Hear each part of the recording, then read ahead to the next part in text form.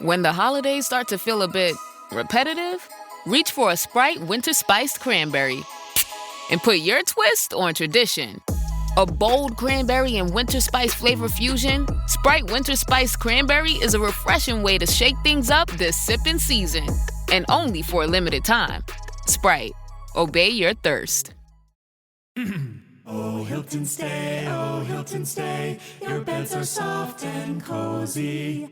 No lumpy couch, no stiff futon, no shower line at crack of dawn. Oh, Hilton stay, our holiday you're saving. When you want holiday comfort you can count on, it matters where you stay. This season, enjoy spacious, comfortable rooms and friendly service when you book with Hilton instead. Hilton for the stay. Every who down in Who Newville liked the holidays a ton, but where to get great prices on gifts they had no idea. None. They searched and they searched for great gifts under $25. Gifts for spouses and friends and even their toddlers. When suddenly one who shouted, Walmart has what you want, knowing they have Lego, Tree Hut, and low prices to flaunt. So they enjoy the holiday season as Who's often do. Cheering and shouting, Walmart has incredible gifts. Who knew? Find gifts they'll love under $25 at Walmart.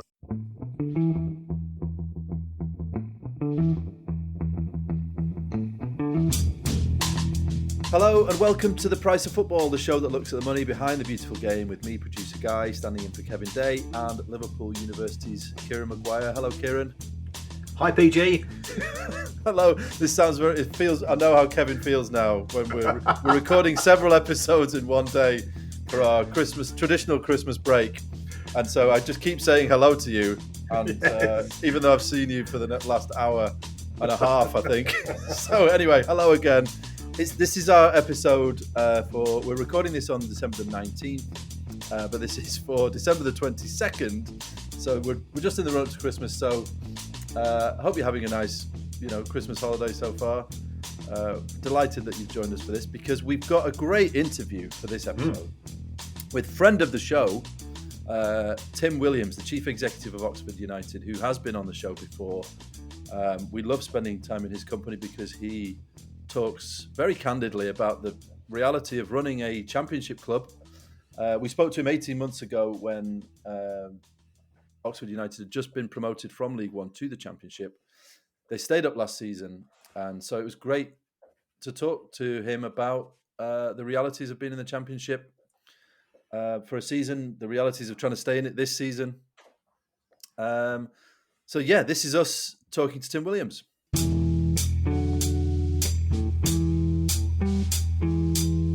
Tim, thanks so much for joining us again on The Price of Football. How are you? I'm extremely well, thank you. It's a pleasure to be here, and I was reflecting this morning, actually driving into the training ground about the last time I was on, and I am genuinely shocked that a year and a half has actually passed. It goes in the blink of an eye. I think we had our Christmas party a couple of days ago, and we had it at the same venue. And it appears that we have done 2 Christmas parties within 5 minutes, but no, 365 days have actually passed. It's the joy and the trials and tribulations of working in football in that kind of season by season. But it's a it's a real pleasure to be back, guys. It's good to see you. Yeah, and I think the last time we spoke was after you just got promoted, wasn't it, to the Championship? It was straight after, I think it was sometime around June or July 2024.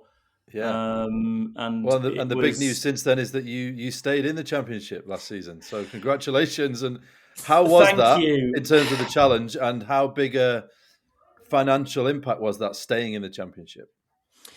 Well, I mean, I think certainly just going back to those kind of slightly uncertain days of summer 2024, and look, I think that there's sort of a well-storied. It was a difficult couple of months. The kind of the absolute unrivaled joy or unbridled joy, should I say, of the promotion, and the number of people who I've spoken to since, and we've reflected on that amazing day, and I will still talk about it. I'll still talk about it forever, and the sort of the joy that it brought. It was truly incredible. But then this kind of shock and awe moment of when you realise that this is kind of joking apart a completely different league.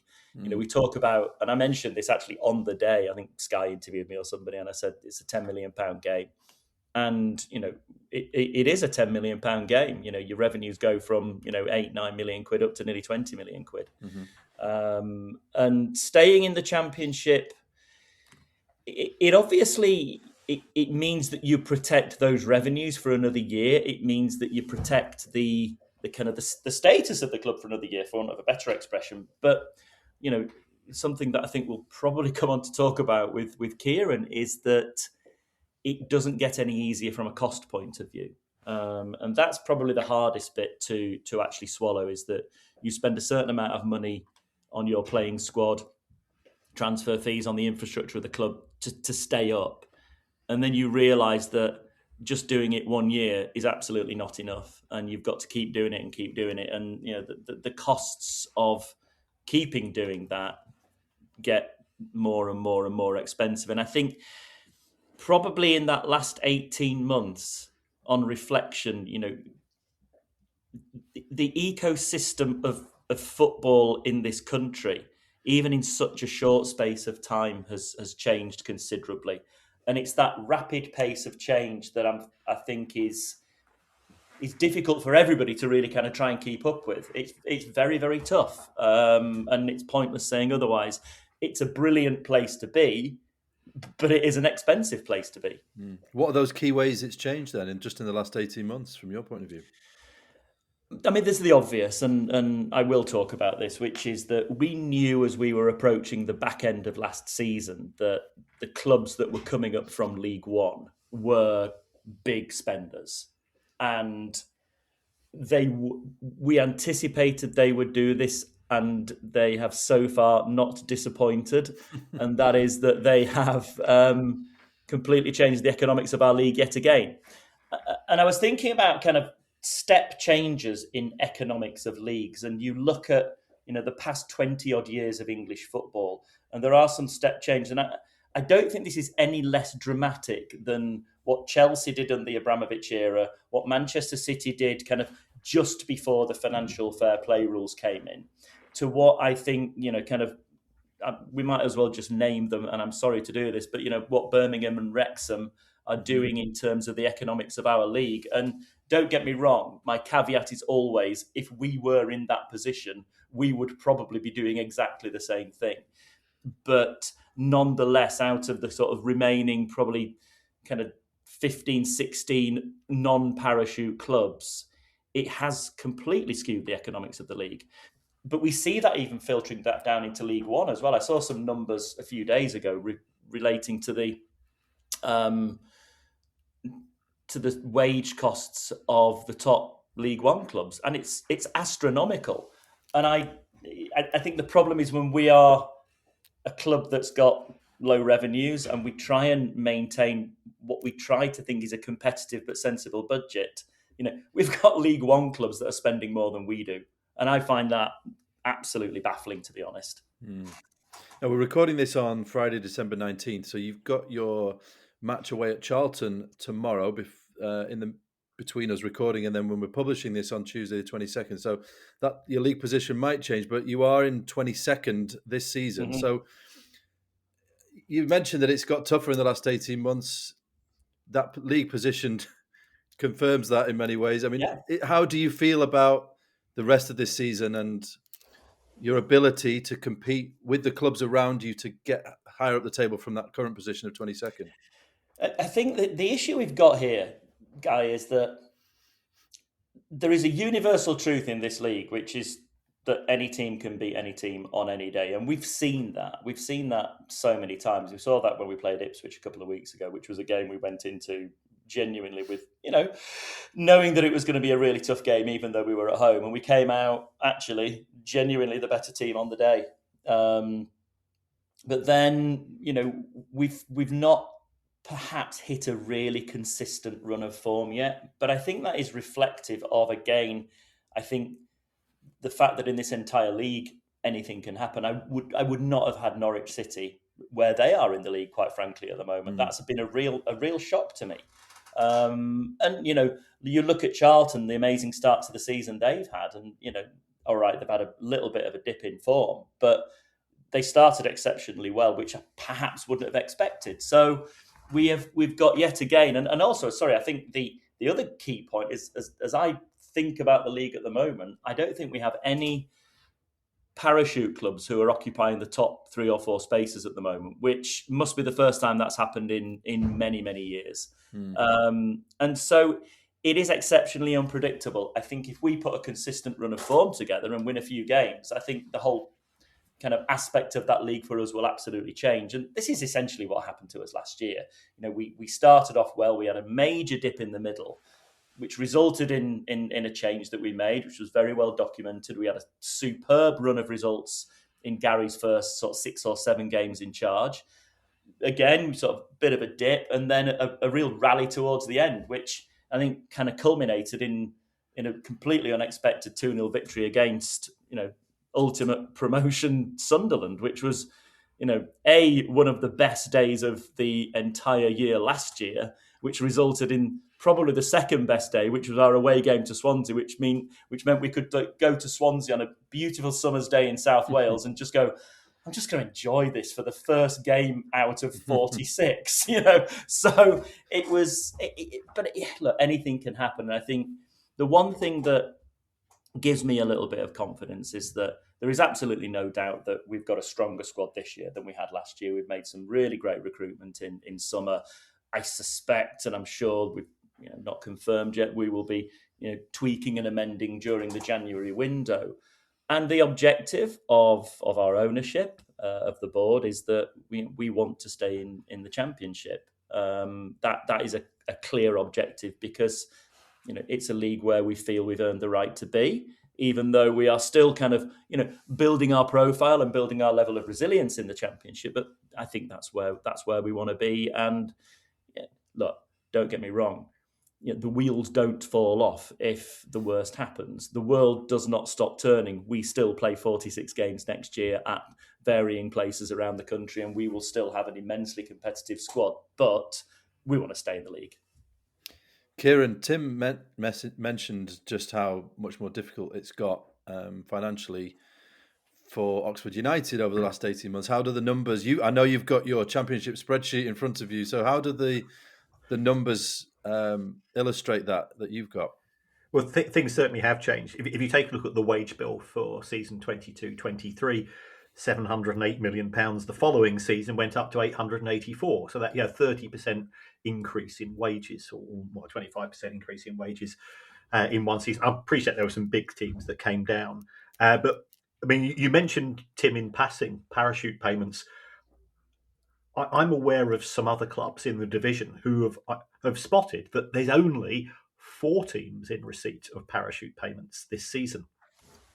And therefore, some of their owners have said, this is our best opportunity to potentially get promoted. So we spend a wee bit more money this season because there's a greater chance of getting into the playoffs. And more than one club has done that. You must have seen that. I mean, you see all the numbers, you see all of the signings on a much more granular level than I would.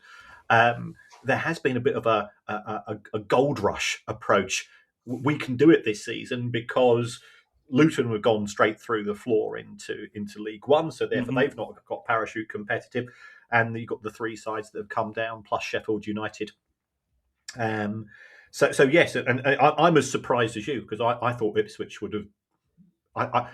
I thought Ipswich bought a squad when they were in the Premier League with a view of getting promoted in 25-26.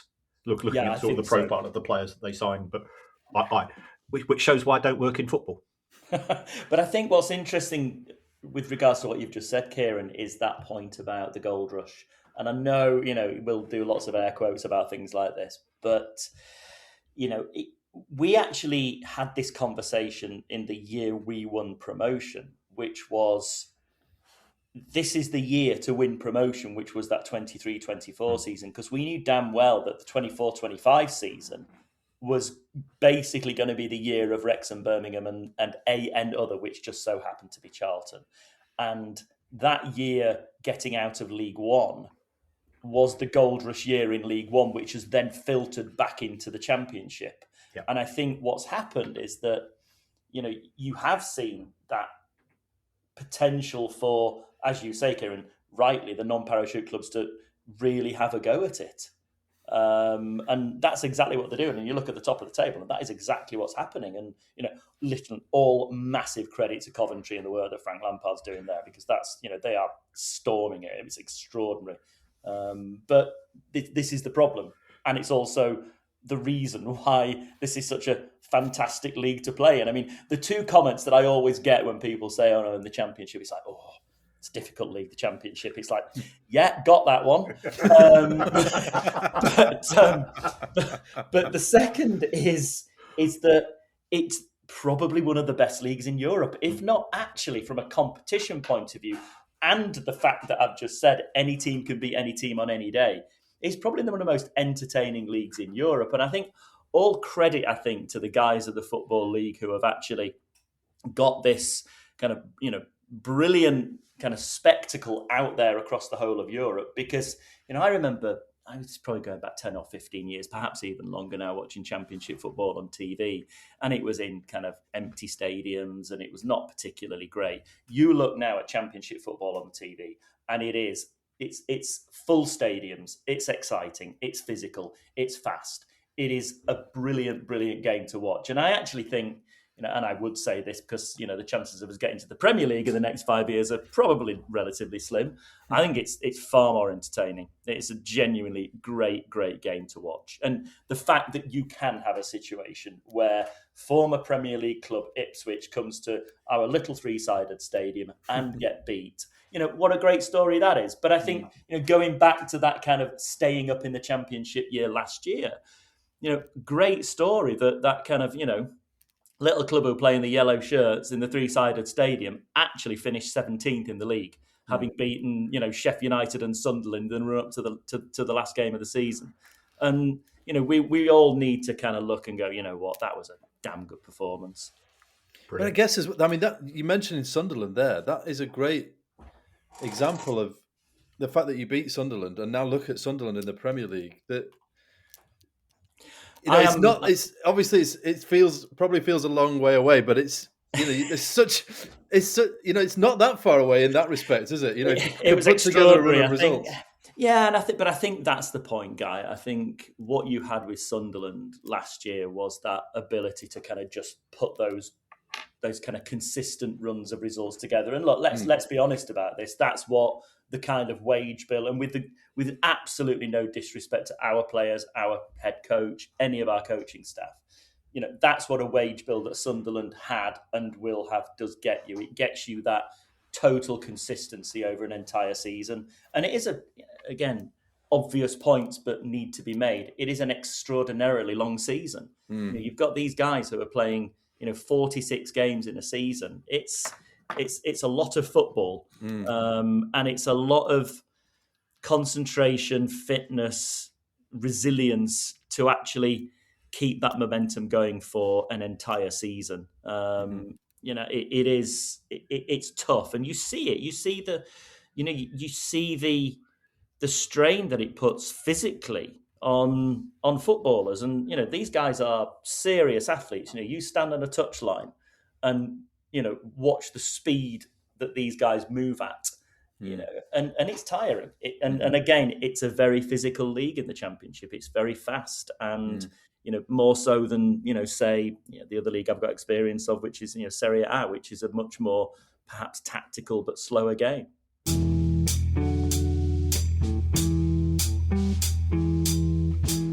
If you've shopped online, chances are you've bought from a business powered by Shopify. You know that purple Shop Pay button you see at checkout? The one that makes buying so incredibly easy? That's Shopify. And there's a reason so many businesses sell with it, because Shopify makes it incredibly easy to start and run your business. Shopify is the commerce platform behind 10% of all e-commerce in the US. Sign up for your $1 per month trial and start selling today at shopify.com/promo. Go to shopify.com/promo. This episode is sponsored by Shopify. When we started The Price of Football and things started to take off, it all got a bit overwhelming at times as we were suddenly sorting out recordings, interviews, live shows, and our online store.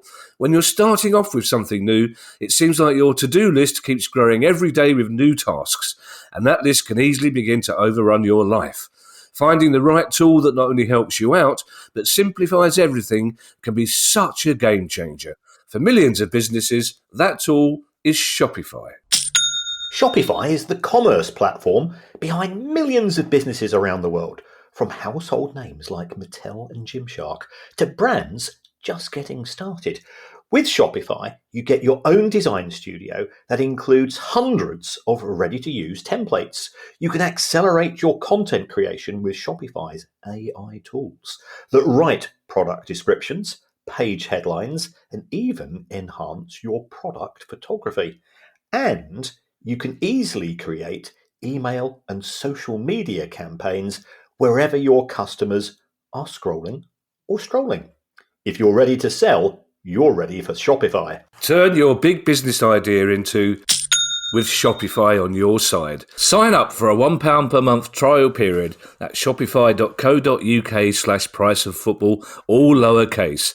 So go to shopify.co.uk/priceoffootball to take your business to the next level today. That's shopify.co.uk/priceoffootball.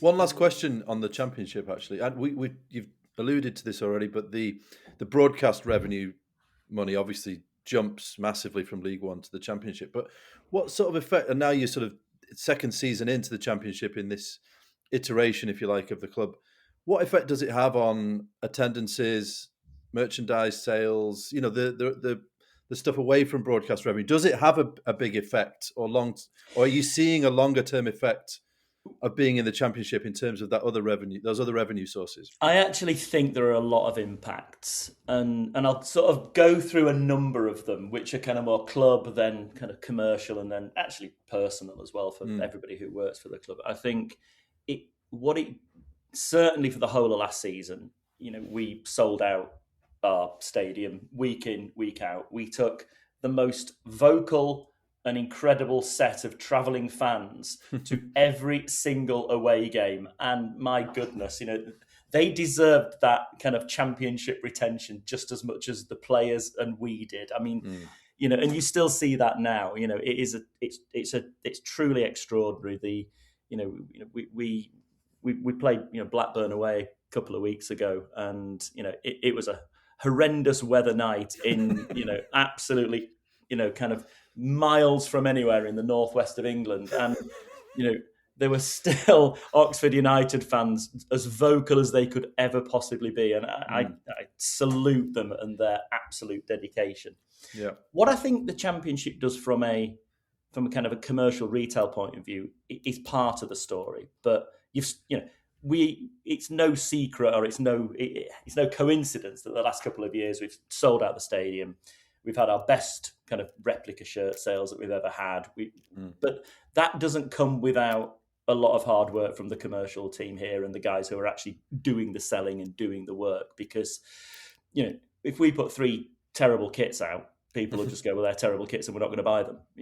Last year and this year, our 3 kits have been generally brilliant and incredibly well received. So it does allow us to kind of, take advantage of that, but equally we've got to be good as well. We can't rest on our laurels. We can't just sit back and go, well, yeah, we're in the Championship, of course they're going to come, without really trying. So actually it almost does the opposite. We try even harder because we know that we've got to compete against some of the biggest clubs in the country. I think, from a club point of view, the other things that we've been able to do, which has been immensely welcome, it's made me incredibly proud, is actually being in the Championship. You just have more of a voice. We've done an awful lot of work through to kind of men's health, mental health, and men's suicide charities, one called Baton of Hope, which deserve a huge shout out for some of the work that we've done with them. And also through a campaign that we did with one of our players, Will Vokes, who actually recently won a 5th Pro Award, which you may have seen for his work in raising awareness for men's mental health and suicide awareness. So what's been brilliant is to be able to give that voice. So we are on a bigger stage. People do, we've got, terrible to say, but we've got more Instagram followers. We've got more people follow us on social media. So we're actually able to get those messages out to far more people. And that's been I suppose, law of unintended consequences in many ways, but we've actually been able to use that platform to say, hey guys, Baton of Hope, you do an amazing job. Come and partner with us. Will, let's get your Can We Talk campaign out there. And that's been something that I'm immensely proud that we've been able to do. And I think, I see a lot of more clubs doing that. And I think that's such an important part of having the visibility that we've got. Yeah. I mean, and then from a personal level, just being in the Championship, I was only talking to my wife this morning about, I grew up as a Leeds United supporter. So, last year being able to stand in the director's box at Ellen Road with Eddie Gray to my left, kind of knowing the words off pat of Marching On Together and absolutely not singing them, but being able to go there and take my family there and enjoy that moment, even though we got absolutely battered. But being able to go there and enjoy that moment was something really special for me. That was a real highlight of my year in the Championship. Yeah, that must have been amazing. It was awesome. Yeah. All right. Away from the Championship, then the big thing on your horizon is the new stadium, isn't it? You are hoping to move to a new 16,000-seater stadium. Am I right? That is absolutely right. Yeah. And so, where are you up to now with that project? So again, if we look at the last time we spoke, and even 18 months ago, the stadium was being planned, being designed, being looked at. It was August this year we received planning permission, and then about a month later, mercifully, the Secretary of State decided they were not going to call this in for any review. So we are now in a process where it's kind of all systems go to actually, do the work in terms of getting kind of the highways and byways stuff, the stuff we have to do for the council.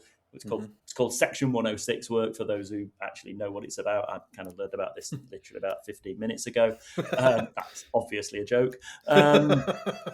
And so there's a bit of work to do, but kind of mid-January, we should kind of have that kind of planning ratified and signed off from a sort of, here's what we said we were going to do, here's what we're actually going to do, and here's how much we're going to contribute to that area. So we're in a great, great place. I mean, these kind of projects, they kind of have this kind of weird cycle where you hear nothing for months, and then all of a sudden we have a planning meeting and it goes extremely well, and we're all going, wow, this is incredible. So let's move on now. And so the real hard work and the kind of the brain damage that's going to come over the next few months is actually working with our board, our shareholders, with the funders to actually make sure that we can genuinely get this funded and actually with a fair wind, we can sort of hopefully break ground this summer and reach the target of what will be a new stadium for the start of the 28-29 season, which will be just, again, game-changing for this club. It's just going to be, the designs have been out there, you can see them, but, to be able to actually, stand in that stadium in a few years' time and actually feel what it's all about will be just an incredibly amazing moment for the club and the county. Yeah, you mentioned the funding. That was going to be my next question. How much is it going to cost? What is the estimate at this point, and where is the funding going to come from? So the funding will come from a range of sources, some from equity from our shareholders and some from exploiting the kind people in the debt capital markets who will be immensely kind to us. I do have one gripe, as you might imagine. Nothing misses my attention, and I actually spoke to Kieran about this a couple of weeks ago, which is that it did not escape my notice that the Welsh government appear to have given Wrexham 18 million quid. So I'm kind of like slightly cross that the richest club in our league seems to be just getting a load of free money, and we're not. So, and anybody who's got some bright ideas out there who can help us, give me a call anytime. Are there not grants you can apply for? Because I think they applied for a grant, didn't they? Through are there grants available in your It would county? seem so. Look, I think the reality here is that there is and we've had this conversation many times. There is a general perception, probably not unreasonably, that Oxfordshire is, a very wealthy place, and how on earth could anybody in Oxfordshire possibly need anything like a grant to build a new stadium? And I think that's actually completely missing the point. The point is that Oxfordshire is not universally an immensely wealthy place. We do have some areas where it's not quite so great, and including the area where our stadium is right now. In the Kasan Stadium is right now. So I think the perception and the reality sometimes perhaps needs a little bit of addressing. But also I think that the issue that we have, and again I've repeated this many, many times, is that Everton, Man United, Wrexham. Sorry to keep going on about Wrexham. I will stop at some point. Man United, Everton, Wrexham. They don't need new stadia because they're not getting kicked out of their existing stadia. Ours is a need and not a want, and I think it's this is going to be an amazing 16,000 seater stadium in sort of south central England, where there is absolutely no other facility of its kind. And so to your point about grants and potential public sector funding, it is something we are absolutely looking at. But, I suspect it's not going to be, double-digit millions of grants, being thrown our way. So I think we've got a lot of hard work to do. We've got an awful lot of work to actually prove that this is something that is worth some public sector money. But, we will continue to try. I'm going to bring Kieran back in a sec, but just before I do, just remind us, why do you have to move the stadium? We have a license on the existing stadium, which was originally due to run out in 2026. We've managed to get an extension of that, which allows us to stay in it until we move to a new stadium. But the reality is that the owner of the stadium had a 25-year license to use it. That license, as I say, was due to expire 2026. And there are, considerable other uses for the land upon which that stadium sits, which are sadly more lucrative than having a football club residing there. And that's the economic reality of that part of Oxford. It's right next to some amazing new science park developments. It's near some really probably much needed residential development potential. So, it's pure economics. The land is worth more than the football club that's on it, which is a shame. Got it. Yeah, Kieran, we, Tim's obviously talking about that the club has to move, but there will be benefits of moving to a new stadium. So just put it into context. How big an impact can it have for a club like Oxford United to move to their own purpose-built stadium in 2025? 2028 is the plan, isn't it? So it is. That's in the future. But at this moment, how beneficial? What are the huge? Looking at other clubs that have done similar things recently, how big a game changer is it? I mean, you use the expression there, Guy, game changing, and it is absolutely game changing. One of the things that I grapple with on a regular basis is, as a club, how we can actually increase our revenues in order to invest on and off the pitch. And that's such an easy platitude to make. But, if you look at a club like ours, where our revenues as a championship club will be in the region of 20 million quid, even a club who has ownership and control of their stadium will comfortably be 6 or 7 million quid more than that. And that extra sort of 6 or 7 million quid is the difference between kind of, teetering on the brink of some of the financial fair play rules, albeit we are within the parameters, versus being able to comfortably invest in the club, both, as I say, on and off the pitch, and still have kind of headroom. So from a financial point of view, it's absolutely game changing. But that's just the numbers. That's just the pound note. So the issue for me is it will be a stadium which will, for every single one of our fans who kind of remembers the days of the old Manor Ground and how that felt, it will be a place that we can properly call the home of Oxford United Football Club, which is, I think, it probably trumps anything with relation to the financials of it, because it becomes somewhere that's ours. And then there's the added advantages of the stadium. It's in a great area from a transport point of view. It's a fully electric stadium. It achieves as many of the kind of sustainability indices that we could possibly want it to be. So not only is it game changing for the club, but I think as an actual structure and construction and what it will represent for a relatively small championship club like ours, for me it becomes kind of almost like the beacon of what can be achieved for a club like ours in the position that we're in. Yeah, and Kieran, are there examples recently of clubs that have done similar and seen a big positive effect financially? Well, I support one. If you think about what happened, absolutely, Kieran, absolutely. Brighton were playing at an athletics track which had a capacity of 6,000, which instantly puts in a ceiling, and those constraints means that you are trying to operate with one hand tied behind your back, and make it very difficult. So the move that Brighton had from first of all from Brighton to Gillingham to the Withdean to the Annex, gave the foundations, and I think that this is what Tim's rightly alluding to. I've got the match day income of every club in the Championship in front of me, and also know that from your 2024 accounts, Oxford United's was 2.5 mil.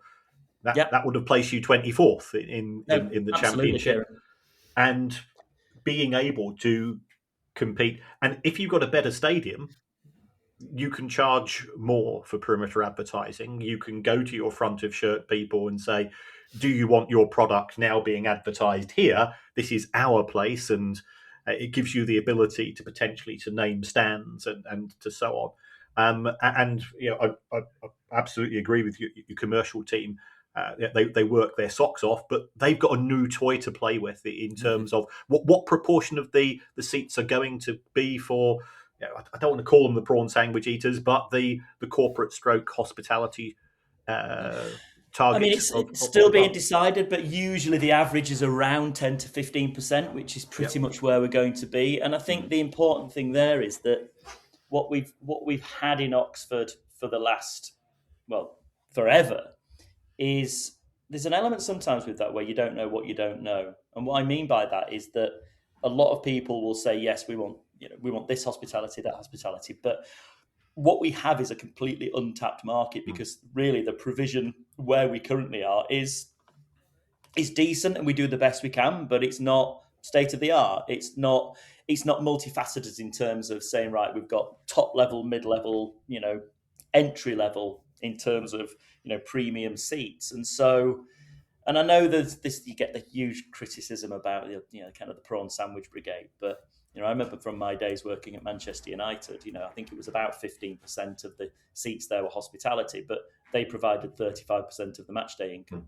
So, in many ways, the way to look at that is that, it's the hospitality provision that allows us to keep the GA prices at a pretty sensible level, which is really what the intention is, that we will never want to price anybody out of coming to the new stadium when we're there.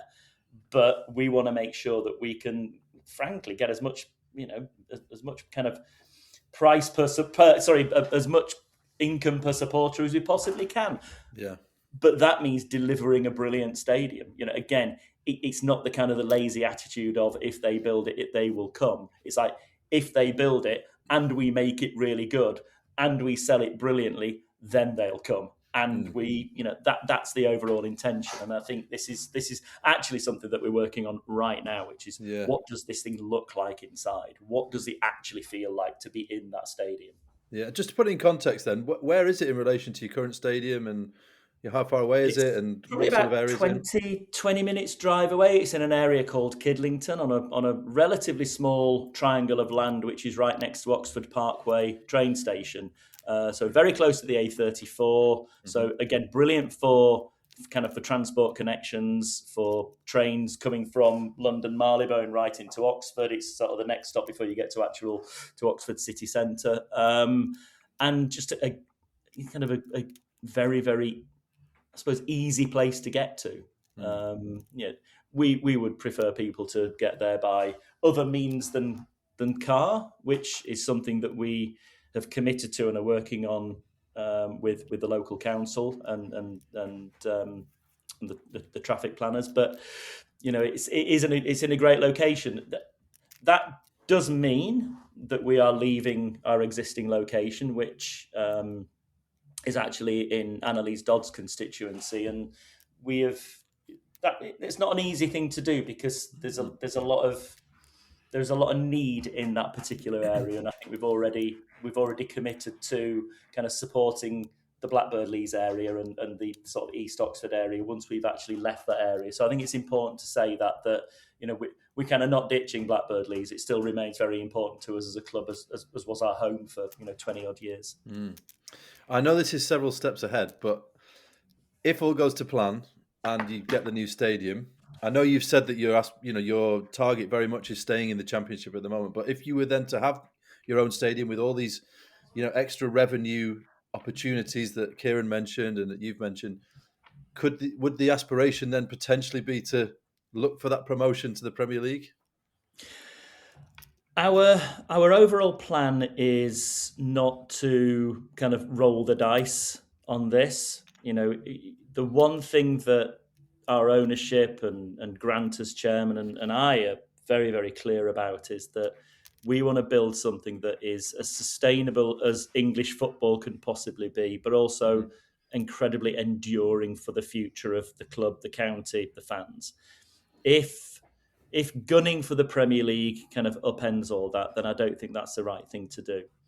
But I think what we will do is once we have moved into the new stadium, once we've realised what the potential can be in terms of how much more it gives us in terms of reach, revenue, etc., then that's probably a time to take stock. But at the moment, our overall goal as a club it remains to be a strong, regular competitor in the English Championship. Once we move into a new stadium, look, anything's possible. And I think it gives us at least a platform to do that from. But this isn't about, rolling the dice and throwing shed loads of money at something with the risk that it might not happen and then we fall down. Yeah, all makes sense. But it's those two, or arguably three words. Anything's possible. That's the thing that keeps us coming back to football, isn't it? Absolutely. I mean, look, you never know. Knock it. I mean, literally, can you imagine? Yeah. Well, we wish you all the best for that.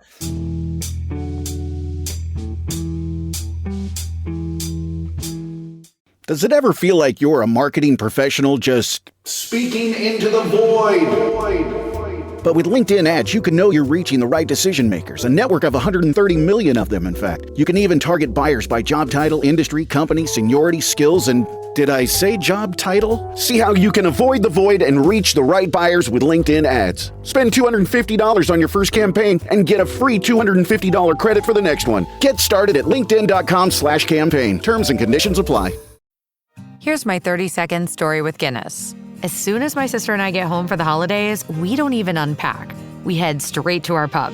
The bartender already knows our order, Guinness and fries. We laugh all night, catch up with old friends, and walk home with faces sore from smiling.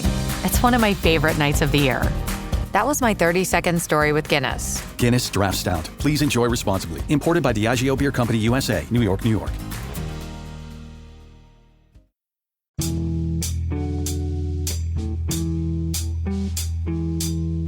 Now, let's just move on to something else. The independent football regulator. We had Lisa Nandy on the show a couple of weeks ago explaining how this is now going to work in practice. So, from your point of view, someone on the inside of the game, what are your thoughts at the moment now in terms of the fact that is now happening, and what's, from your point of view, how that might affect you and running the club? I think my views on the football regulator, and I did listen to Lisa Nandy's interview that you did with her, Kieran. I thought it was very good. And I think my views have kind of, I wouldn't say changed on the independent football regulator, but they are kind of probably modified over the past couple of years. And I'll probably caveat this by saying I'm still not sure that they know quite what exam question they're trying to answer, if I'm being perfectly honest. And that's no criticism of the guys who are involved and what they're doing. But I think I will always say this. I think it is a pity that English football could not work it out for itself. And that's a shame. And I know that's not without significant efforts from Trevor and Rick at the Football League. And I, doff my cap to the work that they did and tried to do in order to make that happen. But if we're trying to kind of solve the exam question of how do we stop Sheffield Wednesday happening, or how do we stop a Macclesfield or a Bury, I am not sure at this moment in time that we've kind of got the 20-mark answer to that question. What I see at the moment is a lot of great intention in terms of licensing clubs to be able to play. I also see an enormous amount of recruitment going into the independent football regulator. And I think, well, who the hell's going to pay for that? Which is, not an insubstantial question to want answering, because fundamentally the clubs are going to have to pay for it, in my opinion. So I'm keeping a watching brief. I'm not going to kind of call it one way or the other. I have concerns that it might not really work particularly well from a governance and regulatory perspective. It might feel a little bit heavy-handed, and it might still not solve the problem that I believe it's trying to solve. If that is not too oblique a way of answering that question. Yeah, well, Kieran, you spoke to Lisa Nandy, as we said, the culture secretary, a couple of weeks ago, and you've said similar things in the past, haven't you? That you feel it's a shame that it has to exist at all. Where do you stand at the moment in terms of having spoken to Lisa Nandy, and now that this is happening, we know it's happening. Where do you stand now? I'm probably the same as Tim. I think it's an indictment of the Premier League. It's an indictment of the Football Association, because the Football Association should be the regulator of football. We end up with, there's a danger of having too many cooks. Very good point, Kieran. I mean, when you've got pretty much kind of 4 organisations running football, it's like, who's running football? And that's a difficult question to answer. Yeah, and that is a concern. I'm pleased to see that the light touch is being reinforced in the comments that we've seen from Lisa Nandy, and I think that will be applied. I don't know whether you've had any contact with David Cogan. Anybody that has met him will realise that he is fiercely independent. Yes. I couldn't meet a person more fierce. I think that's good. Yeah, the Championship CEOs a few months ago were in London to meet with him, and I think that I absolutely echo that view, even to the extent he was probably trying to distance himself from the Football League. I mean, it's that, and I mean that kind of like, in the best possible way that I think he has to be. And don't get me wrong, I think he's putting a good group of people around him. There's just a lot to do. It is, and the broad issues. There's some very easy wins in terms of kit, badge, stadium, which you don't need a regulator for. Let's correct. No club is going to disagree. I mean, we've got a fan advisory board which kind of covers all that stuff, and they will jump up and down screaming if we decide to change our kit colour. I mean, genuinely, so that I agree with you. So that's good. I still don't trust if people are saying, well, you can trust the Glazers, and appreciate you're involved in football. I can say these things. I don't trust the Glazers. I don't trust Roman Abramovich, or when he was at Chelsea. I don't trust FSG. We saw with both Project Big Picture and Super League, which was an attempt at both a domestic coup and b a European coup of the game, that the owners have their own objectives, and I've no issue with that whatsoever. But this is my game. This is English football. It's not just another product. It's very interesting you say that, Kieran, because one of the questions I raised when we actually were down at the Football League meeting David was, in this room of 24 championship clubs, most of us are going to kind of sit there and nod and say, yeah, don't disagree with anything you're trying to do.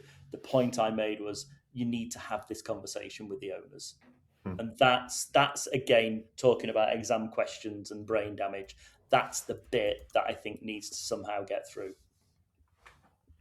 I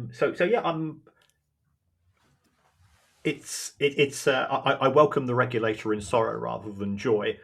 Everybody that I've met to date, I like you, I've been impressed with the level of professionalism, the level of enthusiasm. I think that they do bring new things to the table as well in terms of their backgrounds, and that can be a benefit. The fact that the owners and directors and senior executives test is effectively now going to be transferred from the realm of the EFL to the Premier, and costs are an issue. Having seen how much the Premier League's willing to spend on legal costs, how much the Premier League is willing to spend on lobbying costs, because somebody very kindly sent me a spreadsheet or some PowerPoint presentation, which somehow ended up in my inbox. I think the Premier League's got a bit of I think the word is chutzpah, moaning about the cost of the regulator. Not for me to say, Kieran. I am nodding wildly as you're saying that. All right, that's the regulator then. Let's just think finally about the rest of this season. We've talked a lot about the Championship already and the aspiration of staying in there. But the thing we haven't mentioned is the FA Cup, because you have got a away trip to MK Dons in the third round next month. We have indeed, yes. How big a deal is the FA Cup still for a club like Oxford United, and a good run in the cup? It's a big deal. Potentially, how much would that be worth? I was actually driving in my car listening to the draw, and I knew. I think we were ball number 23, and I think Manchester United were ball number 29. And I was desperately hoping we'd get 29 first and 23 second. Yeah, because those kind of draws are absolutely game changing. Man City have got is it Exeter or something? Yeah. And that is a brilliant, brilliant day out for Exeter. It's a brilliant, frankly, payday for Exeter. And even a club like ours, who are, second tier, a tie like that would be immense. How much would it be worth if a trip to Old Trafford, roughly? It's hard to say. I mean, back in my day, certainly when I was at Man United, we played Crawley Town in the third round of the FA Cup, I think 2011, I think it was. And I'm pretty sure I remember kind of writing a cheque for like over £1 million to Crawley Town for that. So, I would expect it to be not dissimilar. So for a club like ours, even that is a game-changing amount of money. Frankly, but it's just purely a windfall, I guess, isn't it? There's no. It's amazing. It's not like you've really just been in the competition. It's not that you've had to do anything particularly. Well, no, that's the great thing behind the scenes to make that happen. The great thing about being in the Championship is you don't even have to go through the first two rounds to get there either. Yeah. So that's kind of the best bit. So look, I think for me now it's about getting through that away game against MK Dons and then hoping that we get a decent tie. And look, what I love about the FA Cup it is that random. There's no seeding. Any team can play any team. But again, I remember back in 2010 when I think League One Leeds United came to Old Trafford to play and they beat Man United 1-0. So again, the FA Cup is still probably the best cup competition in the world. And again, I remember my time in Italy when it was like the Coppa Italia or whatever, and frankly, nobody really cared so much about that. So for me, I think it's very much a kind of a want to win and want to progress as far as we can. I think there's a solution here, Tim. If you get on the phone to Paul Barber, Brighton have been drawn at Old Trafford, and because they've switched the match to 4:30 on a Sunday, and because they're charging £55 for away tickets, there are no Brighton fans going. They've sold 200 tickets. Oh my goodness! Oh no! Yeah, but Kieran, you're there's forgetting. been a big protest. You seem to be forgetting, Kieran, that Brighton played us in the League Cup earlier this year, and it wasn't our best day. So, it's a 6-goal thriller. I wouldn't say it was a thriller, Kieran.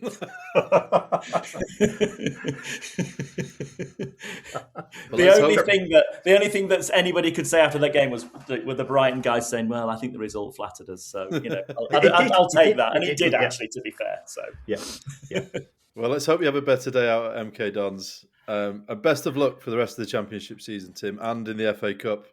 We wish you all the best. Thank you very much. And keep in touch. And it's always a pleasure to speak to you guys. So thank you. Yeah, we'll have you on in 18 months to talk us about your first few weeks in the Premier League. Absolutely, Kieran. Can't wait.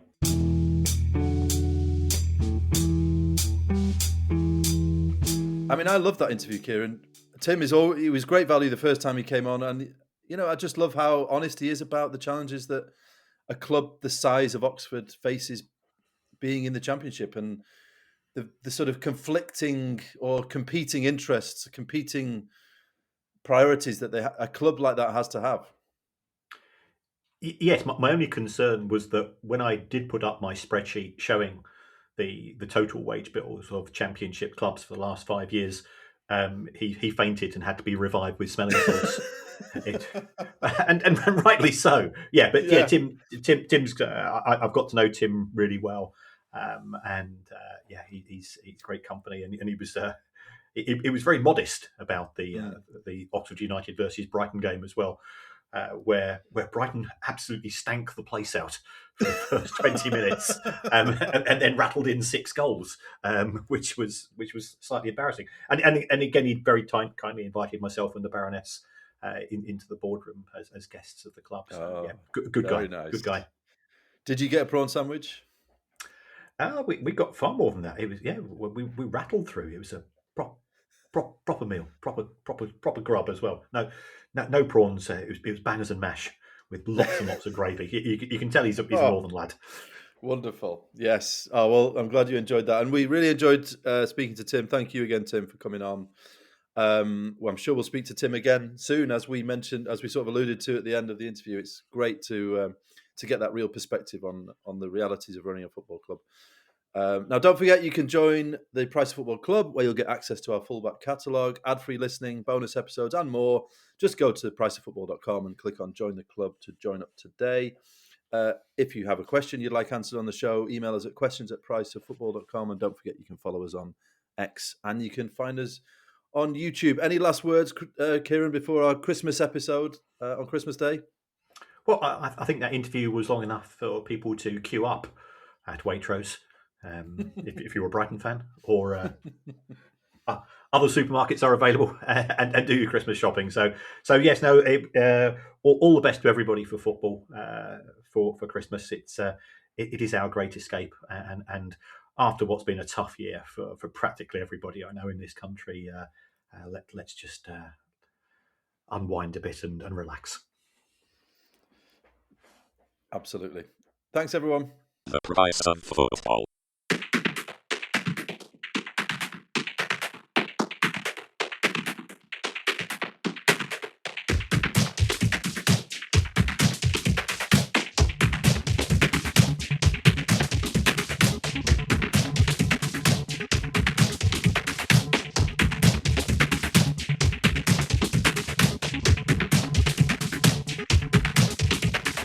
The Price of Football.